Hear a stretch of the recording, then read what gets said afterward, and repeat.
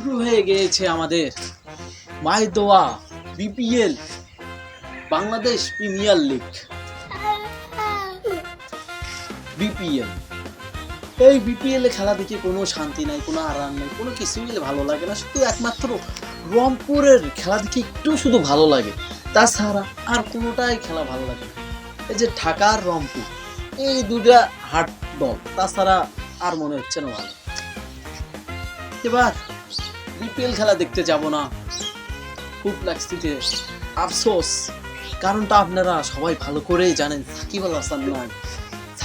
আপনারা ভালো করেই জানেন সাকিব আল হাসান নাই। সাকিব আল হাসান থাকলে অবশ্যই খেলা দেখতে যেতাম, মাঠে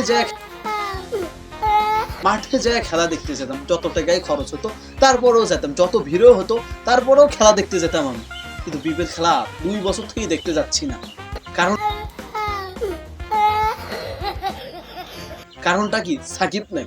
সাকিব ছাড়া যায় কোনো লাভ নাই। আমি কিন্তু একবার এখনো স্টেডিয়াম মাঠে খেলা দেখতে চাইনি। সাকিব আসলেই অবশ্যই হলো একবার হলো খেলা দেখতে যাব, এটাই আমার শখ। আর অন্য কোনো শখ নাই। ভালো থাকবেন, সুস্থ থাকবেন, আল্লাহ হাফেজ।